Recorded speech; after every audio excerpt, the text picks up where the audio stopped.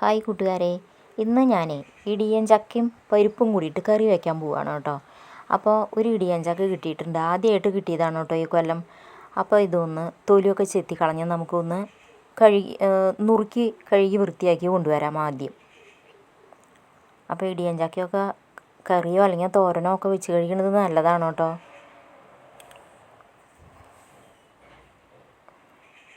അപ്പോൾ പരിപ്പും ഇടിയൻ ചക്കയാണ് കേട്ടോ വയ്ക്കാൻ പോണത്.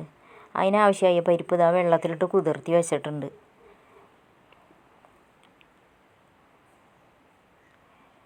ഇടിയൻ ചക്ക അത് നുറുക്കി അരിഞ്ഞു കൊണ്ട് വെച്ചേക്കണ്ടാണ് കേട്ടോ.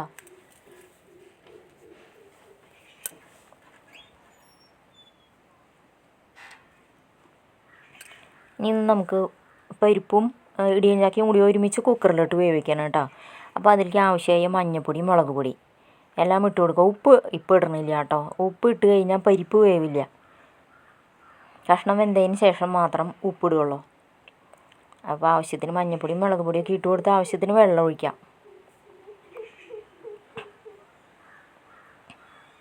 എന്നിട്ട് അടച്ച് നിന്ന് ഗ്യാസുമ്മ വയ്ക്കാം കേട്ടോ. ഒരു 4-5 വിസിൽ കേൾക്കണം കേട്ടോ, എന്നാലേ പരിപ്പും രണ്ടും വേവുള്ളൂ. ഇനി ഇതിലേക്ക് അരച്ച് ചേർക്കാനായിട്ട് ചെറിയ ഒരു മുറി തേങ്ങയും ഒരു 1/2 ടീസ്പൂണ് ജീരകമാണ് കേട്ടോ എടുത്തേക്കണത്. കഷ്ണം വേവുമ്പോഴേക്കും നമുക്ക് ഇതൊന്ന് അരച്ച് കൊണ്ടുവരണം കേട്ടോ. കഷ്ണം നന്നായി വെന്തിട്ടുണ്ട്. അപ്പോൾ അതിലേക്ക് ആവശ്യത്തിന് ഉപ്പിട്ട് കൊടുത്തു കേട്ടോ. ഇനി തേങ്ങ അരച്ചേക്കണത് ഒഴിച്ചു കൊടുക്കാം നമുക്കിപ്പോൾ. പിന്നെ ഇതിലേക്ക് പുളിക്ക് ആവശ്യത്തിന് 1 ഗ്ലാസ് മോരാണ് കേട്ടോ ഒഴിച്ചേക്കണത്.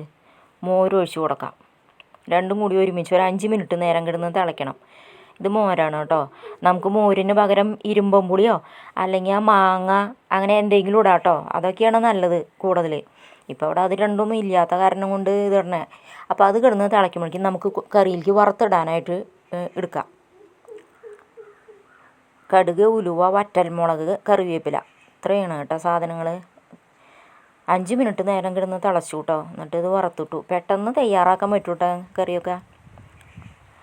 അപ്പോൾ അത് ആ കറി റെഡിയായി. അപ്പോൾ നിങ്ങൾക്ക് എല്ലാവർക്കും എൻ്റെ വീഡിയോ ഇഷ്ടപ്പെട്ടെങ്കിൽ ലൈക്ക് ചെയ്യാനും ഷെയർ ചെയ്യാനും സബ്സ്ക്രൈബ് ചെയ്യാനും മറക്കല്ലേ.